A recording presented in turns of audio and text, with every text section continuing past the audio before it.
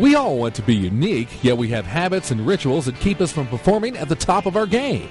For the next 60 minutes, Del Henry will lead you through the steps necessary to keeping your focus on your customer, clients, and coworkers in an effort to create an atmosphere of cooperation and excellence. Dr. Henry will demonstrate techniques that will enable you as a leader to set a higher watermark by becoming the standard bearer, the source. You'll learn how to wake up and clean up those around you. Understand the needs of your customers and team members by wearing their shoes while being responsive to their uniqueness. Dr. Del Henry speaks to and trains over 180 organizations a year, making him one of the most sought-after speakers in America. So come along as we specifically stand up, step up, and lift up those around us with a brand new attitude, the Hootie Hoo attitude.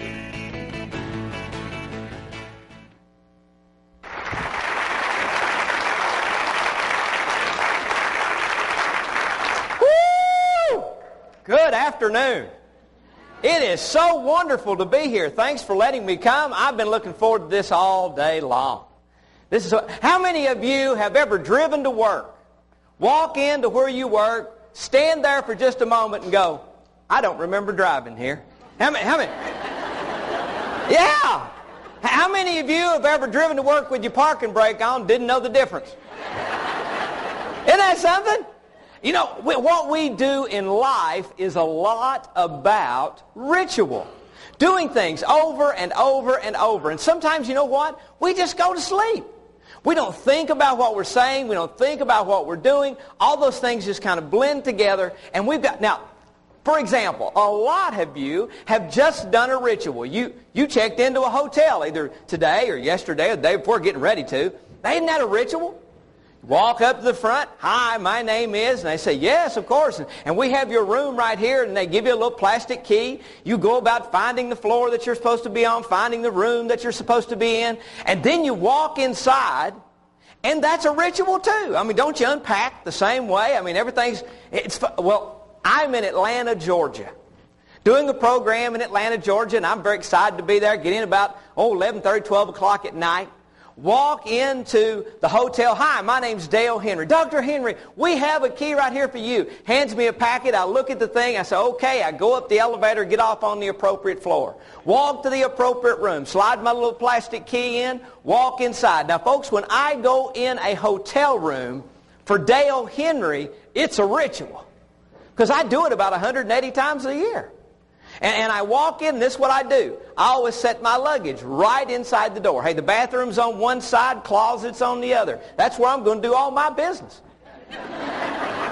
So I go in there, and I set my luggage down, and I unzip my luggage, and I pull out my shaving kit and go to the bathroom. Now remember, it's 12 o'clock at night. It's late. So I walk in there, open up my shaving kit, take off my tie, put it on the counter. Take off my coat, put it on the counter. Pull my suspenders down, unbutton my white shirt, take my white shirt off, pull my undershirt out, wash my face, comb my hair, brush my teeth. Hey, I'm going to bed. Walked into the bedroom, and there's a woman in the bed. Now, ladies and gentlemen, if you are in the Deep South, in a woman's bedroom, half undressed, you're going to jail. There's absolutely nothing you can say that's going to make this go away. You can't just stand there and go, well, I didn't mean to be here. There's no answer. There's nothing. There's no way to even try to protect yourself. So here's what starts to go through my brain. You know what? It didn't wake her up when I came in. I bet you I can get out of here without waking her up too. Now I went back into my room. Now, sir, this morning you got up and you put on a white shirt, just like me, right? Now, unless I pressured you and said, sir, tell me, did you start at the top or the bottom buttoning that white shirt? You'd have to think a minute, wouldn't you? Because you do it out of ritual. Well, sir, I'm a top buttoner. I don't know what you are, but I'm a top buttoner. But not this night. I started where my hands were.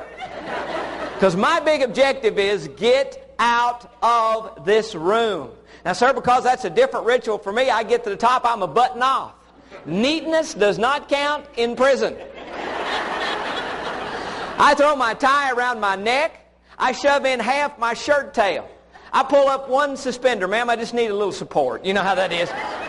I took my coat, threw it over my arm. Now, I am a neat person. I lay my things out. I'm always do it the same. I mean, it's a ritual. And I normally put those things away very neatly. Little slots inside a shaving kit that my family got me for, but not tonight. I just rake everything in. I zip it up. I grab a hold of the doorknob on the bathroom and very quietly open that door. And very quietly I put my shaving kit into my luggage, and ever so quietly I zip up the zipper. I walk over to the door, place my hand on the doorknob, turning it very quietly. I open the door just in time to meet this lady's husband with a thing of ice. Now, folks, there are times in all of our lives when we are happy that people have a sense of humor. This is just one of those times. This man looks me right in the eye. He said, "You know what? You're quick."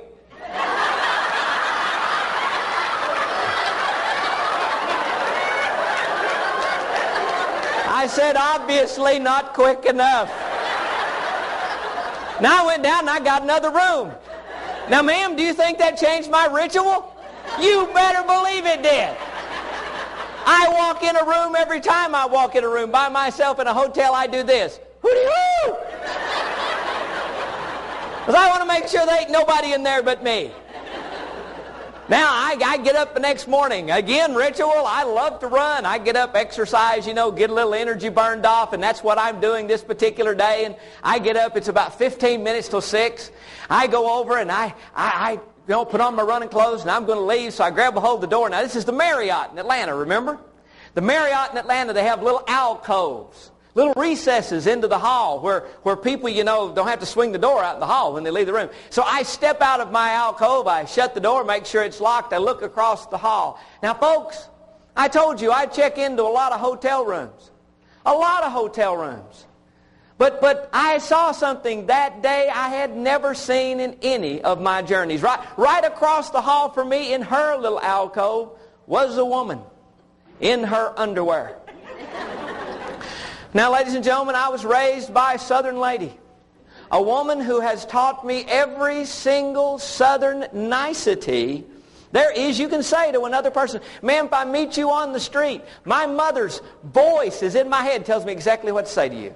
If it's in the office, ma'am, little recording up there playing. Sir, if it's in a social setting, my mama taught me exactly how to say whatever it is. But I'm standing there in the hall and I'm thinking, my mama never told me what to say to a lady in her underwear. So I fell back on ritual. I looked across the hall and I said, hey, nice outfit. She said, mister, I've been standing here for about 30 minutes because I came out this morning to get my USA Today. And it was just a skosh out of my reach. And when I put my hand on it, the door shut behind me. As you can see, I don't have any pockets. So I've been standing here trying to decide, do I go down to the lobby like this? Do I knock on somebody's door? Now, wouldn't that have been a hoot, sir? Walk over, look out that little peephole and go, I didn't order that. And I said, ma'am, I have a wonderful wife. We've been married almost 28 years. And I have 2 darling daughters that I love more than anything on the planet. If anything like this ever happened to them, I'd want somebody to take care of them. And that's what I want to do for you. So I have a suggestion, ma'am. You see, I checked into a room this morning, or last night rather. It wasn't a double. It was a king bed. That's what I'd ordered. But through some little circumstance, I had to change rooms. And they gave me a double. Now, I've only slept in one of those beds. So here's my plan for you. Why don't you come in my room? I'm going running.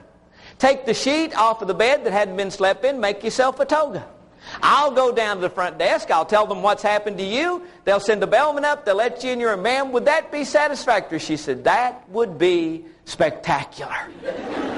As I opened my door, she passed me in my little alcove. And when she did, I said, but ma'am, before I leave, I just let you know one thing. You have made my day. So now, for some of you in the audience who are more experienced adults, those are people over 40. You know that every now and then we have this disease that creeps in because we don't pay attention. I call it half-timers.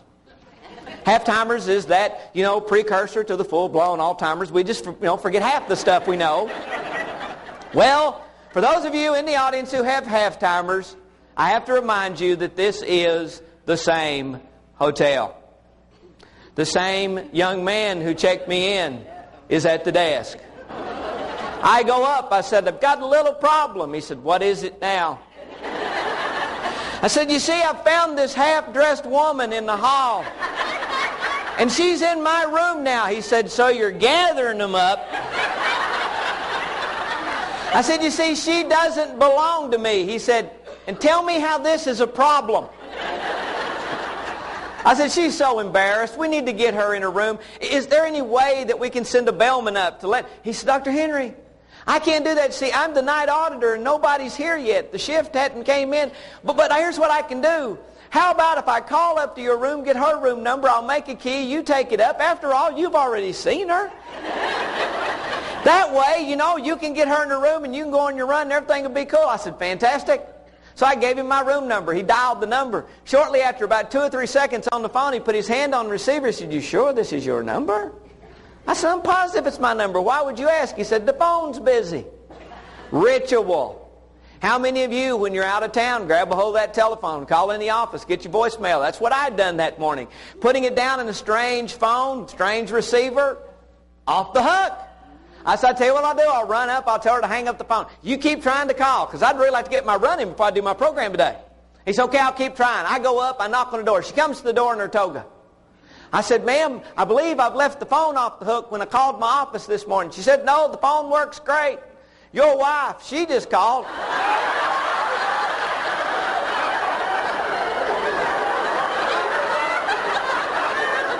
This was not good news. I said, what did that wonderful woman want? She said, well, at first she thought she had the wrong room because she said, oh, I'm so sorry. I hope I haven't disturbed you. I was trying to get my husband's room. She said, well, who are you looking for? She said, well, my husband. She said, what's he look like? Because I didn't know what your name was. Your wife said, he's a little guy. He grins a lot. She said, oh, yeah, this is his room. Now, folks, that has changed my ritual. Ma'am, unless you are fully clothed, you are not getting in my room. See, we do things like that, folks, because it's just what we do. And how many of you take work home? Anybody here ever take work home? Raise your hand if you take work home. Got a question for you. Why? Because you know you ain't going to do it. You take it home, it sits on the counter, and it goes, I'm here. And you feel guilty. You can't enjoy your time at home. You get up the next morning, you haul it back to work. You feel guilty about not getting it done. It's just guilt. Leave it at the office. Now, I used to do that. I used to be dean of a college. I remember once bringing work home. I didn't do it a lot, but I did it this particular day, and I walked in my house. My girls are ready to play because I'm a playful dad. They said, come on, Dad, let's go play some round ball. Dad, come on. I said, woo, I'm pitiful. I got work. And they were very disappointed. And I went up to my office determined to get it done real quick, so I could play with my kids. And I get up there, and Lauren Marie, who's my baby daughter, was about 7 years old at the time. She came up to my office, started rubbing me on the back. She said, Daddy. I said, yeah, sweetie. She said, did they not give you 8 hours to get that work done at the office? I said, well, yeah, they did. She said, Daddy, if you'll ask them tomorrow when you go to work, they'll put you in the slower group. So now you know where y'all fit, don't you? Well, you know what? Same young lady now is 12 years old, going on 50. She's a lot of pride to her dad. She's an accomplished photographer. Got an eye for that kind of stuff, a gift. I'm very proud of her. But we have these little conversations occasionally, and we were standing up in my office one day, and she said, Dad, take your finger, hold about 6 inches in front of your face, Dad. I said, okay, got it. She said, now, Dad, focus on nothing but your finger. I said, okay. She said, what do you see? See my finger. She said, yeah, Dad, but all this stuff back here, Dad, what happened to it? I said, well, it's out of focus because I'm focused on my finger. She said, because that, Dad, that's your focal point. Cool. She said, Dad, hold your finger back up again. I said, okay, I got it. She said, focus on all this stuff, Dad. Don't look at your finger. Focus out here. What happened to your finger, Dad? I said, well, it's transparent. I can see right through it. But all this is great. She said, because that's your focal point, Dad. Oh, folks, been all over the country, read a lot of stuff, seen a lot of people. I ain't never heard leadership or service defined in more of a perfect way. See, folks, as long as we're focused on us, you know what's going to happen? Our world is going to be out of focus. But when we're focused on our world, guess what? We're just there. We're not really in the picture, but we're there.